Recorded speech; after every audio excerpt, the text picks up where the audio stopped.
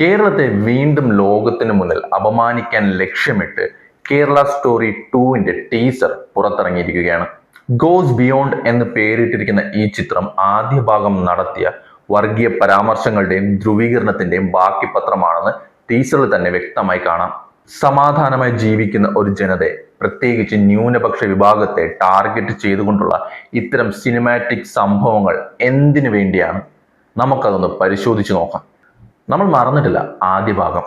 കേരളത്തിൽ നിന്ന് 32,000 പെൺകുട്ടികൾ മതം മാറി IS പോയി എന്നാണ് ആ സിനിമ പ്രചരിപ്പിച്ചത്. അവസാനം അതിൻ്റെ നിർമ്മാതാക്കൾക്ക് തന്നെ കോടതിയിൽ പറയേണ്ടി വന്നു അത് വെറും 3 പേരുടെ കഥയാണെന്ന്. പക്ഷെ അപ്പോഴേക്കും നുണ രാജ്യമൊട്ടാകെ പരന്നു കഴിഞ്ഞിരുന്നു.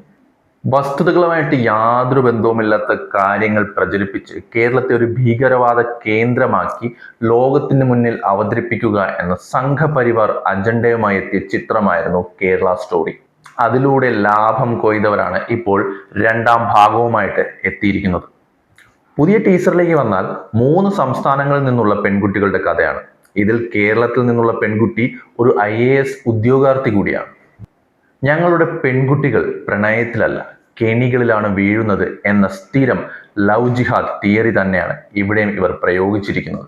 പ്രണയത്തെ ഒരു ആയുധമായും മതം മാറ്റാനുള്ള അജണ്ടയായും ചിത്രീകരിക്കുന്നതിലൂടെ ഒരു പ്രത്യേക വിഭാഗത്തെ സംശയത്തിന്റെ നിഴലിൽ നിർത്തുകയാണ് ഇവരുടെ ലക്ഷ്യം.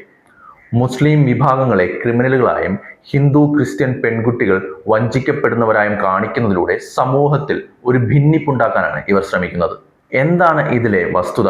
രാജ്യത്തെ പ്രമുഖ അന്വേഷണ ഏജൻസിയായ NIA പോലും ലവ് ജിഹാദ് എന്നൊരു സംഘടിത നീക്കം നടക്കുന്നില്ലെന്ന് പലതവണ വ്യക്തമാക്കിയിട്ടുണ്ട്. എന്നാൽ ഈ സിനിമ പറയുന്നത് ലവ് ജിഹാദിലൂടെ ഇന്ത്യയിലെ 8 കോടി ഹിന്ദു പെൺകുട്ടികളെ ഇവർ ലക്ഷ്യം വയ്ക്കുന്നു എന്നാണ്. ഇത്തരം അതിശയോക്തി നിറഞ്ഞ നുണകൾ പ്രേക്ഷകരിലേക്ക് എത്തുന്നത് വ്യക്തമായ രാഷ്ട്രീയ ലക്ഷ്യങ്ങൾ മനസ്സിൽ വച്ച് തന്നെയാണ്. മതേതരത്വത്തിന് പേരുകെട്ട കേരളത്തിനെയും അയൽ സംസ്ഥാനങ്ങളെയും വർഗീയ വിളനിലകളാക്കാനുള്ള ശ്രമമാണ് ഇവർ നടത്തുന്നത്.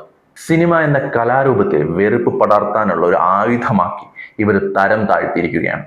കല എന്നതിൽ ആവിഷ്കാര സ്വാതന്ത്ര്യമുണ്ട്, പക്ഷേ അത് വിദ്വേഷം പടർത്താനുള്ള ലൈസൻസ് അല്ല.